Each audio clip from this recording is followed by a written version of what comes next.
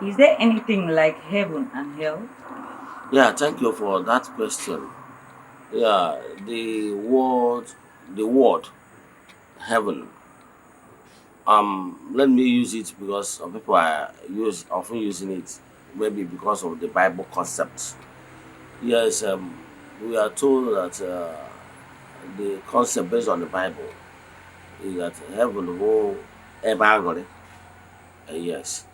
But in the realm terms, there were many, let me still use the word heavens. The heavens, there were so many realms of joy. Yes, there were many realms of gratification. Yes, in the spiritual realm. It's not one or not just one single heaven, no. I but and then everybody has seen Chineke nke ime eluigwe nke atọ. So there were many enigmas, let me put it this way. So whether and were realms of happiness, joy, and fulfillment in the world of the spirit. Yes, whether it was the heaven or it was many things, many religion now we are so many things. Ma chọrọ ka m bido kpọwazie ihe many religions na akpụ ụfọdụ nwere ike so no paradise, ụfọdụ nwere ike ịgba many things, but were ụdọ ma ya ewu na were ewu ma ya ụdọ means the same thing. But that's my point. Ọ what you mean by heaven is a region of joy, abundance, and fulfillment. Yes, and there are the many, but depending on the angle you are looking at it. In the universe, same with the many. In the spiritual realm, same with many. In the kingdom, same with many. Realms, same with many. And from the divinity, the divine throne, down to this gross material world, and with many. Even in animistic, even in the spiritual realm, with many. Now, the word hell. Hell, some scriptures we describe hell as ebe ezumike. Yeah, some we Bible scholars will say call it a lake of fire. Depend on whether you are using Aramaic or you are using Hebrew or Greek to interpret. However, let me use the Christian point of view. Christian point of view is the na-enwere ebe ọkụ na-agba mmadụ ebighị ebi. That na-enwere ebe etinyere lake ọkụ na-enwu enwu ọkụ adị anyụ anyụ wee na-asị onye etinye dati ọkụ. Then on some Bible scholars use their interpretation agwa gị na Jesus passed on, died and descended into hell for 3 days. O wee sị ọnwụọ enye ya ozida na mmụọ. Ọnwụọ, if you say creed, the Roman Catholic creed in English, he descended into hell. Ọnwụọ enye ya ozida na mmụọ. Ụfọdụ ga-asị na o jere na mmụọ jee zie ozi ọma wee kpọte ndị nwụrụ anwụ n'ime. So ihe ọ pụtara bụ na hell, some interpretation agwa gị na hell bụ ebe ezumike. Now, mana ka anyị were the popular interpretation bụ once they mention hell, ndị mobi ndị mmadụ agbaje n'ọkụ ala mmụọ.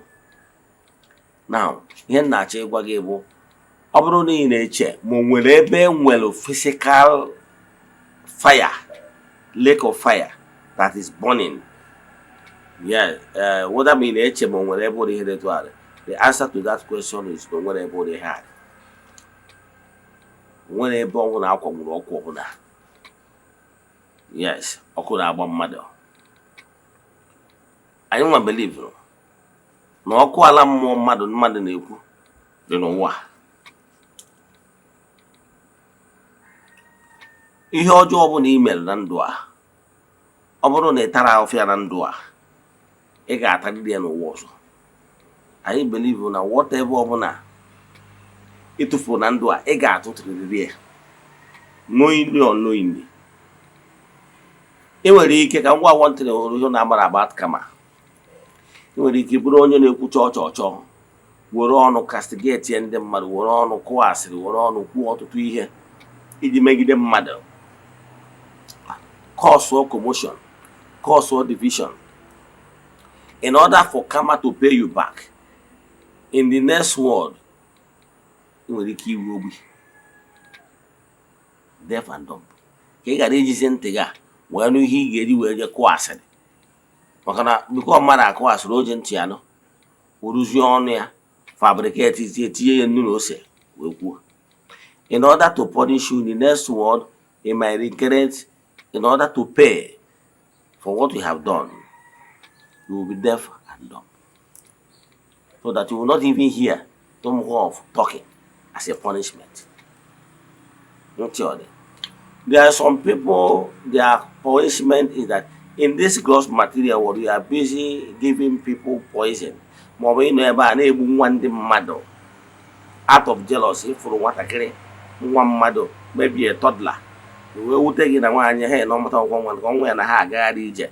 A plan or either poison or whatever means. Gbuo nwatakịrị a. Ị nwere ike in the next world, if at all na ga-apamit gị ka ị mụọ nwa, ị nwere ike ịmụsịa nwa, mgbe nwa ga-ebidokwa bụrụ a toddler, mmadụ egbuo ya. Hello, for you to see etu ọ na-adị, maka enwere ihe onye na-asara kwụọ ya ụgwọ olugheruo ya adarụ. Ọtụtụ ndị mmadụ na ha na-efesi predicament, ha na-asị Chineke nọsikwa. Mana spiritually, ọ bụrụ na anyị banye n'ebere jụba ajụjụ, mmụọ gịnị na-eme, agwaghị na onye dị etu a bụ ihe o metalụ n'ụwa mbụ ya ka ọ na-ata afụfụ, ọkụ mmụọ ya ka ọ nọ. O nwere ọnọdụ mmadụ ga-anọrọ etu a, abalị ọ na-ebe akwa nderi, ọkụ nwere ihe ọzọ ọkụ mmụọ karịrị ya. O nwere onye bụ na nwere ike ọ bụrụ na onye na-aga na-egbusi ndị mmadụ n'ụwa nke ya, ụwa nke a, ọ na-ata afụfụ nke ọ na-amụ. Maka na etu a ka o si wee mee nwaanyị ibie na-amụ, ọ na-egbu ha, ọ na-egbu ha. So onye dịkwa aka ka o experience such pain until such a person become awakened and said, Chimgbara m, ama m na ha emeghego m, make up a. Ọ tiri mgbe onye awa bido consciousness asị, oh, na mma na-ata m afụfụ maka ihi na m emeghewo. O wee mee the appeasement, the atonement necessary in order to pacify, to appease the mmụọ ahụ o mejọrọ. Yes, o nwezie ya etu a, o wee kwụ ụgwọ o ji na mmụọ mpịawa azụ ya akwụsị. Mana when you are not awakened, you keep on blaming others for your predicament. It can never be enough because you are not even awakened, they are at fault in the first place. So I can tell you, ọ bụrụ na emeghe anya gị gosi gị ọtụtụ ihe na-eme n'ụwa, ị malụ na ị ga-agbọ ọsọ ime ihe ọbụla bụ ihe ọjọọ, because any ihe ọjọọ ọbụla ime, believe in me, my brother, my sister, you will repeat sooner or later. Ọtụtụ ndị mmadụ na-ata afụfụ n'ọnọdụ dị iche iche na-ebule mmadụ, mana I can tell you as somebody na-abụ mgbe ụfọdụ mfụ ọnọdụ ụfọdụ o wute m mba na mma ajụ mmụọ kiri ihe butere ọnọdụ a. Then mmụọ wee sị na onye a butere ọnọdụ anyị na-ayọ ka emere ebere na ihe o mere until the appeasement is done. So mana mgbe ụfọdụ onye a nwere ike ọgbarọ ịma na onye kwuru unu chezụọ, onye a gwara anaghị echezọ. Can go on one of the work of your angel over the matter. Whenever I want the angelic force, all have to weave your faith. All have, okay, let me put it to layman language.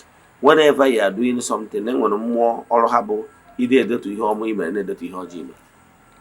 Their work is just to take note of your deeds, thoughts, and the actions. Even that people think that no, so actions. Can they take note? No. Maka ndị ga-asị ole nga ọ dị n'akwụkwọ nsọ maka ụfọdụ ndị ụnụ.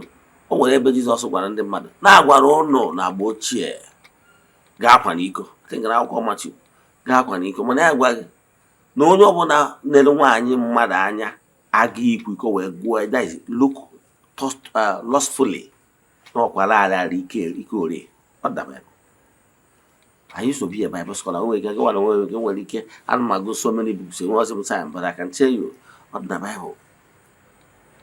If there no brought some key mere, also no one and Madanya, who put this says that lustfully agree we go where Goya. No, what I only equal what the Bible. Go and read it. So you can see no brought some action. Yes, we hear the end. So all those things we keep to say, thank you. Is there anything like life after death? Yes, what the life after death. Abụ na enwe ọzọ life after death, kedu ihe ọzọ anyị na-agbaziri mbọ? What the life after death. And life after death bụ ndụ. Ndụ adịghị enwe njedebe o. Ndụ adịghị enwe njedebe, naanị mgbanwe ka a na-agbanwe ya. Ọnya ka asị na ndụ ga ndụ. Life without end. Ihe anyị na-eme ipu uwe. When you went out and come back to your house, you remove your clothes. You're still there, I see you. So life has no end. It's only revolve. And whatever you do in this world is continuation. It's like government does not end now. It's only if you finish as a governor, you pass the baton to the next governor. Government change, personality changes, the government changes, but government remain. I say soldier go, soldier come, barrack remain the same. So yes, same with life after death. And how the type of life you want to live after death depends on what you did while here on earth. Thank you.